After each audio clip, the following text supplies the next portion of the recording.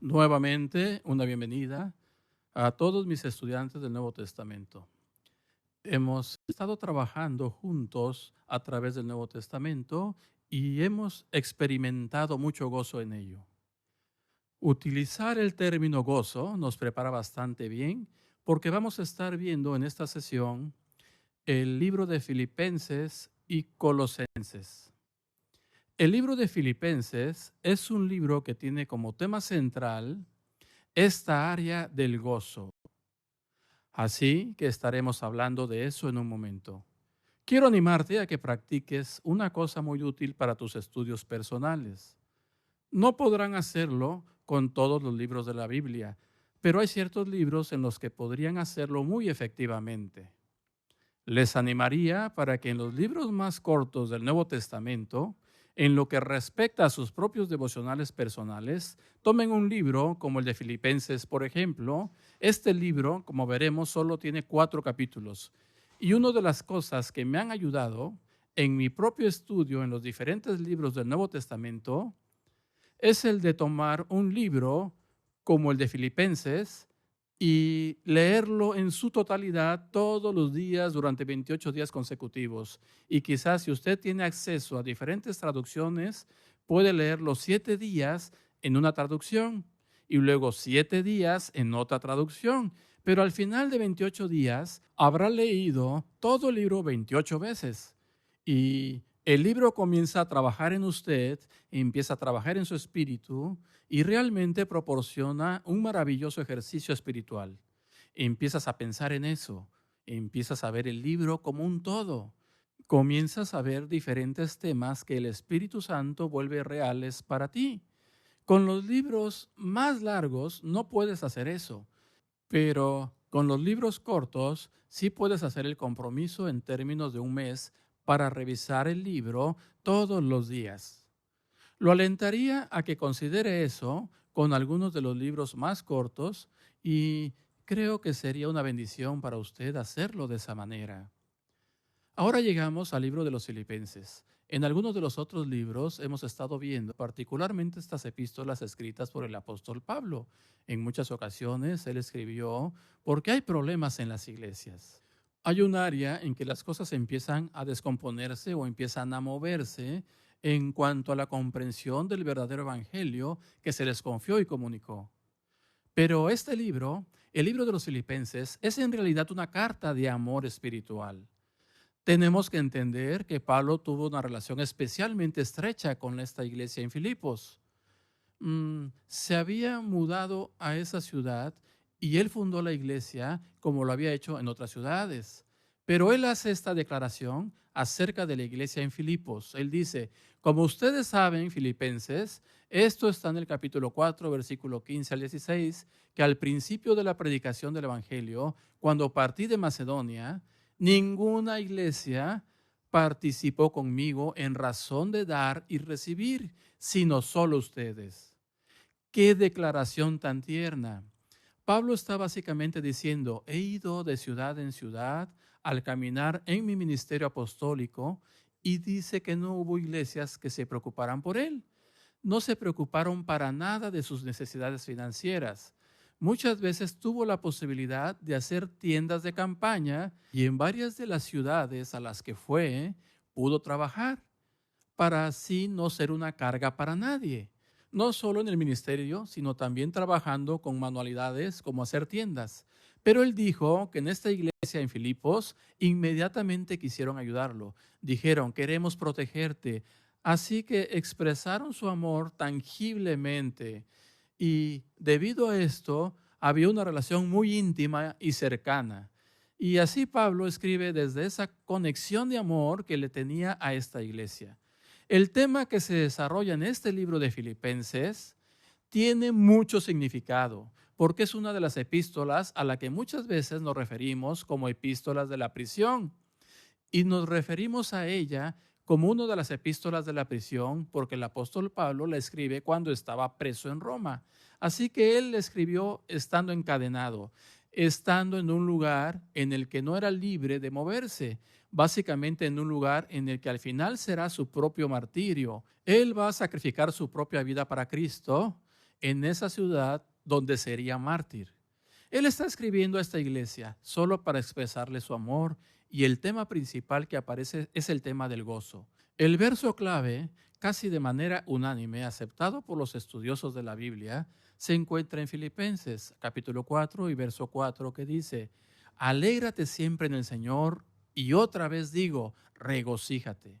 Acá Pablo está escribiendo desde la experiencia de la prisión, básicamente encadenado al Evangelio, sabiendo que su tiempo de vida y de ministerio estaban llegando a su fin y que sería un mártir. Le escribe a esta iglesia con un corazón agradecido y dice: te estoy diciendo, en medio de todo lo que estás pasando, regocíjate en el Señor. Y entonces es como él dice: ¿sabes? Es tan importante que necesito decirlo otra vez. Nuevamente te digo, alégrate en el Señor.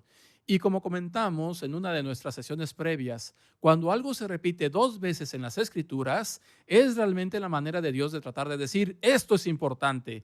Dios está tratando de llamar nuestra atención. Esto es algo que es muy, muy importante, esta cualidad de alegría. Y así básicamente me gustaría comenzar y darles una definición de gozo que he desarrollado en mi propio ministerio, en mi propio caminar con el Señor. Creo que el gozo es una virtud del reino de Dios. Y, por cierto, también se menciona como uno de los frutos del Espíritu en el libro de Gálatas. Entonces es algo que es producido por el Espíritu Santo, pero el gozo es la virtud en el reino de Dios que corresponde a la felicidad en el mundo. Ahora las personas en el mundo que no conocen a Cristo a veces pueden experimentar lo que llamaríamos felicidad. La felicidad es la sensación que tienes donde te sientes bien con respecto a tu vida y te sientes bien con lo que está sucediendo en tu familia porque las cosas van bien. Usted puede, ya sabe, pagar todas sus facturas en ese punto en particular y tal vez nadie esté enfermo en su familia. Entonces las cosas funcionan sin problemas. Por lo tanto, una persona siente como una sensación de felicidad o euforia. Pero el gozo es algo que es producido por el Espíritu Santo y es totalmente ajeno a las circunstancias externas. ¿Sabes? Puedes tener tu mundo en un lugar de colapso. Puedes estar teniendo dificultades, puedes estar sufriendo y aún en medio de este tipo de dificultades y en medio de este tipo de sufrimiento, tú puedes experimentar esta cualidad, esta virtud del reino, este fruto del Espíritu llamado gozo. Y así he mirado y he comparado esto. Hice un estudio completo una vez y lo alentaría a que reflexione sobre esto cuando hablamos del fruto del Espíritu en el libro de Gálatas, cuando hablamos de gozo en Filipenses y lo vincule con algo que Jesús enseñó en Juan capítulo 15, cuando habló sobre permanecer en la vid. Recuerde que Jesús dice: si permaneces en la vid, es decir, si vives en una relación íntima conmigo, sabrás que tu vida producirá frutos. Jesús tiene mucho que decir sobre los frutos en el Evangelio de Juan en el capítulo 15. Habla de fruta, habla de más fruta, habla de mucha fruta, habla de la fruta que queda. Básicamente una vida que permanece en la vid, viviendo en una relación personal cercana con Él, y el resultado es esta asombrosa fructificación. Por supuesto, Jesús dice en Juan 15 que si somos fructíferos, Dios poda nuestra vida y la poda en realidad produce más fruto. Y algunas veces la poda puede ser dolorosa. Si alguna vez has visto a alguien que ha podado un árbol frutal, a veces parece que han cortado muchas ramas y que hay más del árbol tirado en el suelo que lo que se ve en el tronco. Pero debido al proceso de poda, habrá un aumento en el fruto, habrá crecimiento en el árbol mismo. Y entonces es una buena comparación para vincular a Filipenses y el fruto del Espíritu en Gálatas, con el capítulo 15 de Juan.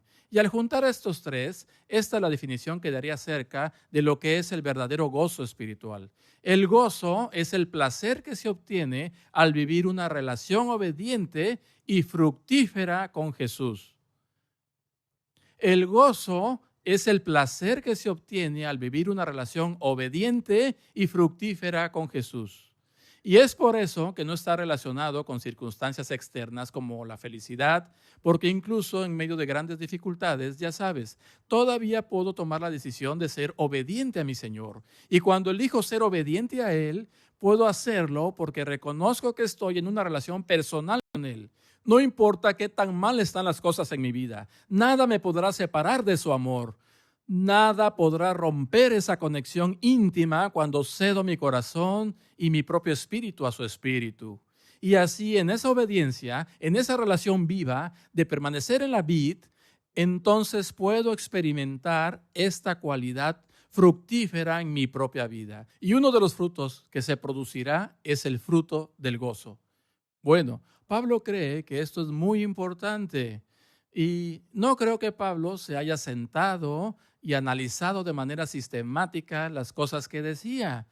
Pablo obviamente era un pensador muy sistemático y así, si miras el libro de Romanos, si miras el libro de Gálatas, hay un enfoque muy sistemático que él toma para desarrollar ciertas doctrinas y cosas que son realmente importantes, ya que determina la definición misma de lo que la buena noticia significa.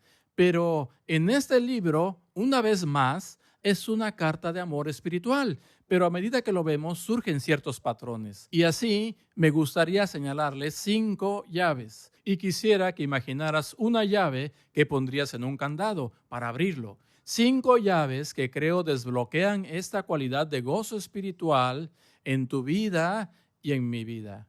Y la primera llave es la llave de la pureza. Pablo dice en Filipenses 1, en los versículos 9 al 11, le pido a Dios que el amor de ustedes desborde cada vez más y que sigan creciendo en conocimiento y entendimiento. Quiero que entiendan lo que realmente importa, a fin de que lleven una vida pura e intachable hasta el día en que Cristo vuelva. Continúa en el siguiente verso y dice, que estén siempre llenos del fruto de la salvación, es decir, el carácter justo que Jesucristo produce en una vida, porque esto traerá mucha gracia y alabanza a Dios. Pablo les está diciendo a estos creyentes de Filipos que ama tanto, nunca te apartes de este tema de pureza personal y santidad personal en tu propia vida. Quiero que tu amor abunde más y más. Quiero que seas capaz de discernir lo que es mejor. En el griego, esa frase particular en el versículo 10 en realidad podría traducirse para distinguir las cosas que son diferentes. Y Pablo básicamente dice, hay algunas cosas que son buenas y otras que son mejores. Y estoy orando para que tu amor abunde, para que ya sabes, no solo estés eligiendo lo bueno, tú elegirás lo mejor de lo mejor. Y así, este elemento de pureza, pero si hay impureza en nuestra vida, eso es lo primero que nos privará del gozo. No es posible moverse en ese fruto del Espíritu llamado gozo si hay impureza o algún tipo de pecado oculto en nuestra propia vida. Y entonces Pablo dice que todo este aspecto de la pureza es una de las llaves que abre el gozo espiritual en nuestra vida. La segunda llave es el atributo de la humildad. En Filipenses 2, en versículos 3 al 5, dice, no hagas nada por ambición, egoísmo o vanidad, sino en humildad considera a los demás mejor que vosotros. Cada uno de ustedes debe mirar no solo a sus propios intereses, sino también a los intereses de los demás. Su actitud debe ser la misma que la de Cristo Jesús. Y entonces Pablo dice, a medida que continúas avanzando en tu relación con el Señor, esa pureza desbloqueará esta experiencia del fruto del gozo en tu vida. Pero una actitud de humildad también abrirá esta experiencia de gozo en tu vida. Porque cuando nos enfocamos en nosotros mismos, básicamente estamos viviendo para nuestro propio interés y siempre hay una ausencia de gozo. Porque es una demostración asombrosa de la verdad del reino de Dios, que cuando empiezo a vivir mi vida en tal manera donde digo, pongo mi vida por usted, sus intereses, sus preocupaciones se vuelven casi más importantes para mí que mis propios intereses, que mis propias preocupaciones. Cuando empiezo a moverme en ese tipo de humildad, deseando dar mi vida por ti, será liberado un gozo poderoso en mi vida. Entonces tenemos pureza y humildad. La tercera llave de la que habla Pablo es esta dimensión de la intimidad con Cristo. Filipenses 3, en los versículos 8 al 11. Es donde habla de algunas de las cosas que había logrado en su pasado. Ya sabes, cosas que valía la pena reconocer. Pero él dice, ¿sabes qué? Miro todo lo que he logrado y sencillamente lo considero como basura. Basura. Lo cuento como basura. Básicamente digo que no equivale a nada. Bueno, ¿qué es importante? ¿Qué es lo más importante? Y Pablo dice, lo que es más importante es simplemente esto. Quiero conocer a Cristo y el poder de su resurrección y la comunión de sus sufrimientos, llegando a ser como Él, incluso en su muerte, para que de alguna manera pueda obtener la resurrección de entre los muertos. Pablo está diciendo aquí que lo que abre el verdadero poder del gozo en nuestra vida es llegar al lugar donde estamos viviendo en una relación íntima con Él. Les señalé en una sesión anterior que tengan sus oídos espirituales abiertos a los lugares donde Pablo y otros apóstoles, como vamos a empezar a verlo en algunos de estos libros del Nuevo Testamento, cómo hablan de este tema del sufrimiento. Y aquí hay otro lugar, noten que el apóstol Pablo dice, no solo quiero conocer a Cristo, quiero conocer el poder de su resurrección, sino también tener la comunión de compartir sus sufrimientos. Esa palabra compañerismo es una palabra clave del Nuevo Testamento. Es en realidad la palabra griega koinonia. Y Pablo está diciendo, quiero estar íntimamente involucrado con los sufrimientos de Cristo. Porque estar íntimamente involucrado con los sufrimientos de Cristo es parte de lo que significa estar muy íntimamente relacionado con Él. Y así Pablo volvió a enfatizar este aspecto. Así el aspecto de la pureza, humildad e intimidad con el Señor desata y desbloquea esta cualidad de gozo en nuestra vida. Y luego Pablo habla de la paz del Espíritu Santo. Filipenses capítulo 4 y versículos 6 y 7. No se preocupe por nada, sino en toda oración y súplica. Con acciones de gracias, presente sus peticiones a Dios y la paz de Dios, que trasciende todo entendimiento, protegerá vuestros corazones y vuestras mentes en Cristo Jesús. No hay nada que nos robe el gozo más rápidamente que cuando nos ponemos ansiosos, cuando empezamos a preocuparnos. A veces puede suceder cuando nos despertamos en medio de la noche y empezamos a pensar en un problema y no podemos ver cómo este problema va a ser resuelto. Y así empezamos a preocuparnos por eso. Debemos pensar, ¿sabe cómo se resolverá esto de una manera que sea buena y positiva? ¿Cómo es que Dios va a ser capaz de resolver esta situación? Y muy pronto estamos tan abrumados por la preocupación y vencidos por la ansiedad que el gozo del Señor nos deja. Pero Pablo dice, en lugar de preocuparnos, rindamos nuestra vida a la persona del Señor Jesús. Y simplemente decimos, Señor, este es el problema, lo entrego y lo traigo en tus manos. ¿Sabes? ¿Podrías moverte poderosamente para resolver este problema? Y en ese momento Él dice, la paz del Espíritu Santo vendrá y se pondrá en guardia sobre nuestra mente y en guardia sobre nuestro corazón y seremos capaces de descansar en su paz. Y mientras descansamos en su paz, abrimos otro candado al verdadero gozo espiritual. También habla sobre el tema del contentamiento. El contentamiento se define en Filipenses 4 y otra vez está en el contexto de esta carta de amor. Esta carta de agradecimiento que está escribiendo a los filipenses, ya sabes, gracias por lo que hiciste. Entonces él dice, usted necesita reconocer que estoy realmente agradecido por el regalo que me diste, no tanto por lo que hizo por mí, sino por lo que el dar hizo por ti. Eso es solo una pequeña cuestión secundaria, que cuando nos movemos con un verdadero espíritu de dar, ciertamente siempre bendecirá a la otra persona, pero hace algo en nuestro propio carácter, en nuestra propia naturaleza, en nuestra propia vida y en esencia trae la bendición de Dios a nuestra vida. No es que vayamos a recuperar lo mismo que dimos, sino porque dimos, hemos entrado en la vida misma de Cristo, que siempre estaba poniendo su vida. Y eso realmente está involucrado en desbloquear toda esa área del gozo y paz. Y ya sabes, un sentido de abundancia en nuestras propias vidas. Pero al observar lo que Pablo está diciendo aquí en esta área del contentamiento, él dice, te agradezco por lo que el regalo hizo por ti. Dijo, porque personalmente he aprendido a contentarme en cualquiera que sean las circunstancias. Sé lo que es estar en necesidad y lo que es tener suficiente. He aprendido el secreto de estar contento en cualquiera y en cada situación. Si bien alimentado o hambriento, Pablo dice, ha habido momentos en mi ministerio en los que he comido en abundancia y en otros momentos en mi ministerio donde no he tenido nada que comer.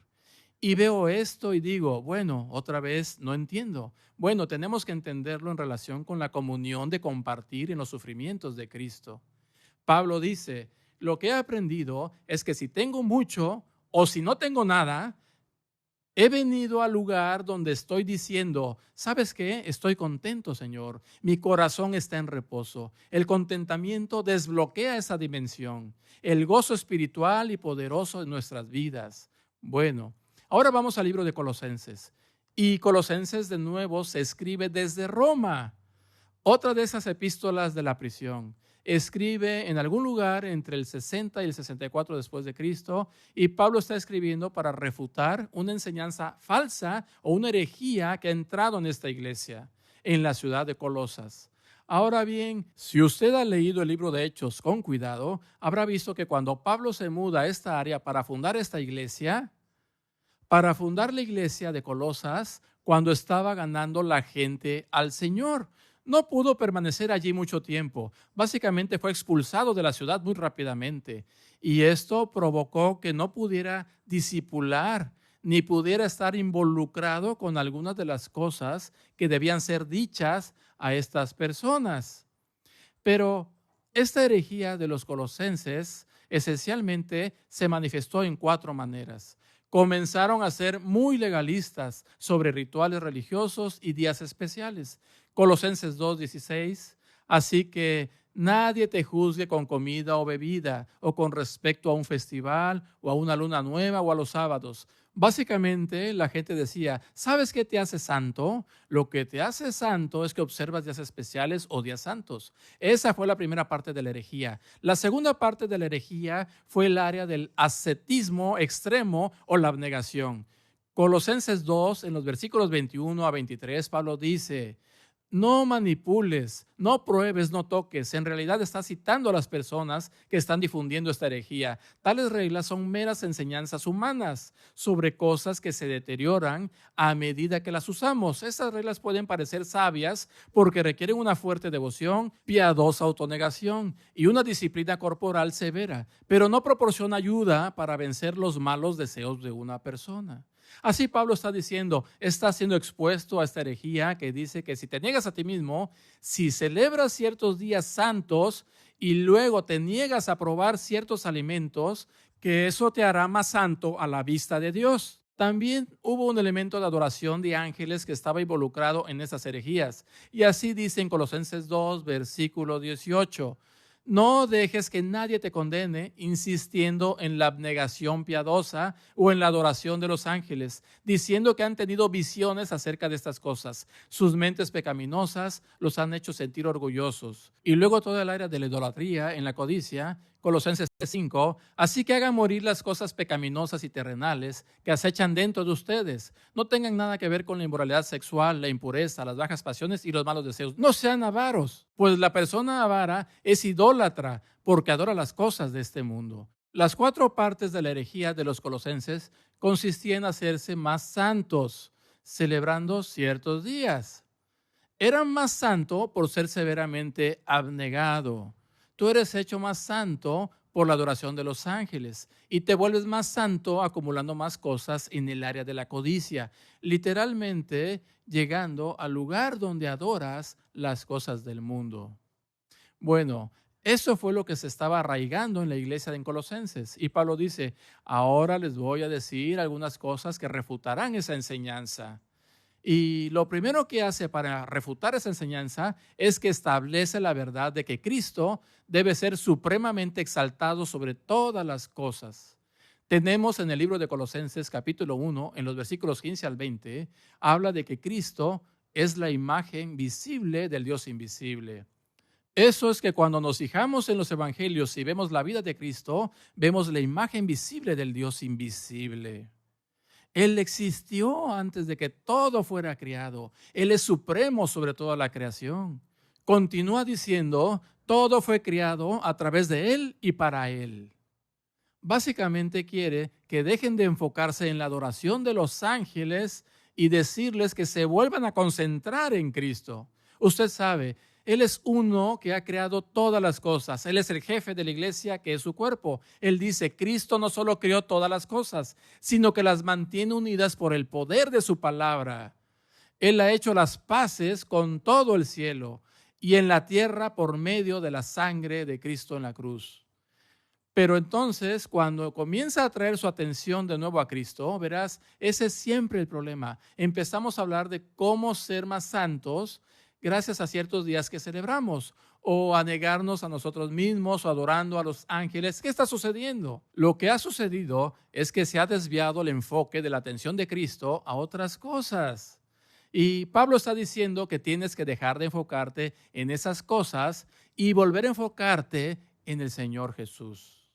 Él es supremo sobre todos. Ya sabes, Él es el que ha logrado todo. Él hizo este mundo. Él hizo tu propio cuerpo. Él sostiene todo el asunto unido con el poder de su palabra. Luego dice en segundo lugar, ¿cuál es la forma en que realmente vivimos una vida santa y pura ante el Señor? El verdadero camino hacia la pureza. Número 2, esta es la segunda manera en que Pablo responde a esta herejía en Colosenses. El verdadero camino para la pureza y la santidad es que Cristo renueva su imagen en nuestras vidas. Nos regresa de nuevo al camino de la cruz. Lo que Pablo siempre hace es que él dice, si has quitado tus ojos de Cristo, comenzarás a enfocarte en otras cosas y esas cosas te llevarán por mal camino. Si quitas los ojos de la cruz, ya has comenzado a quitar tus ojos de la poderosa provisión que Dios ha hecho para llevar a ese lugar de santidad personal en tu propia vida. Observa cómo lo dice en Colosenses 2, en los versículos 11 y 12. Él dice, cuando veniste a Cristo, fuiste circuncidado, ¿sabes? Aquí está de nuevo esta comprensión judía. La circuncisión física fue un corte físico en la mentalidad judía. Pero Pablo dice, usted fue circuncidado, no por un procedimiento físico. Cristo realizó una circuncisión espiritual, cortando su naturaleza pecaminosa. Pablo dice, así como para el judío la marca del pacto fue un corte físico en su carne, ahora la marca de estar en el cuerpo de Cristo es una circuncisión espiritual. Cristo mismo es el que nos circuncida, pero es una circuncisión espiritual. Es un corte de la naturaleza pecaminosa que me hace mover en cosas que son impuras. Y debido a ese corte, fuiste sepultado con Cristo cuando te bautizaste.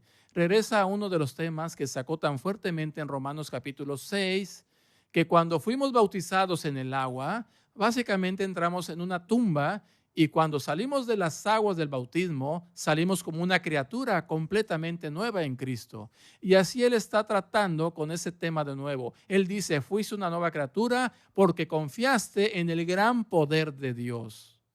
Y luego continúa diciendo en Colosenses 3 y en el versículo 10, habiendo puesto al nuevo hombre que se renueva en el conocimiento según la imagen de aquel que lo crió, Pablo está diciendo que la forma y el camino hacia la verdadera santidad es, número 1, tenemos que poner nuestros ojos nuevamente en el Señor Jesús. Tenemos que volver a poner los ojos en la cruz. ¿Y qué nos ha proporcionado la cruz? La cruz ha provisto una circuncisión espiritual, un corte de mi naturaleza pecaminosa. Y ahora, al redimirme a su espíritu momento a momento, al entregarme a su espíritu día a día, Él comienza a renovar la imagen misma de Cristo en mí. Tenemos que reconocer que una de las cosas que nos hace únicos como seres humanos es que fuimos creados a la imagen de Dios. Y a veces pensamos que debido a que hemos sido criados a la imagen de Dios, de alguna manera en la caída de Génesis capítulo 3, cuando Adán y Eva se rebelaron, de alguna manera eso borró la imagen de Dios. No, cuando miramos incluso a los incrédulos de hoy, las personas que no conocen a Cristo, todavía estamos mirando a una persona, todavía estamos mirando a un hombre, a una mujer que están hechos a imagen de Dios. Es una imagen que está estropeada, es una imagen distorsionada, es una imagen que está torcida, pero sigue siendo la imagen de Dios. Es por eso que siempre debemos tratar a cada individuo con dignidad y respeto. Incluso a las personas fuera del reino. ¿Por qué tratamos a los individuos con dignidad y respeto? Porque es una persona, es un hombre o una mujer que fue hecho a la imagen de Dios. Pero debido a la cruz, ahora que volvemos a centrarnos en Cristo, hay esta circuncisión espiritual. Algo que Dios hace en mi corazón que cambia mis deseos y mi orientación. Ahora empieza a tomar esa imagen, que el que está fuera de Cristo se dañó, se torció, se distorsionó. Y Él comienza a renovar en mí la imagen misma de Dios que fui criado para reflejar y que fuiste criado para reflejar en este mundo en el que vivimos.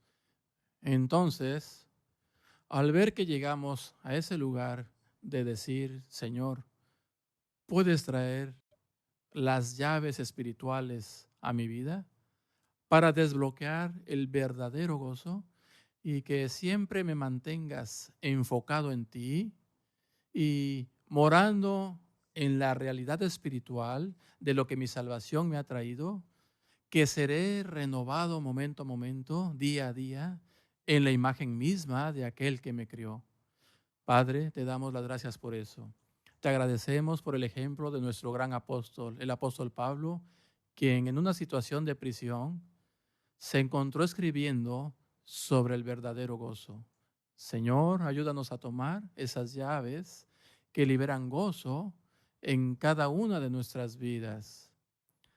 Ayúdanos a movernos, Señor, en aspectos de tu paz y pureza y humildad.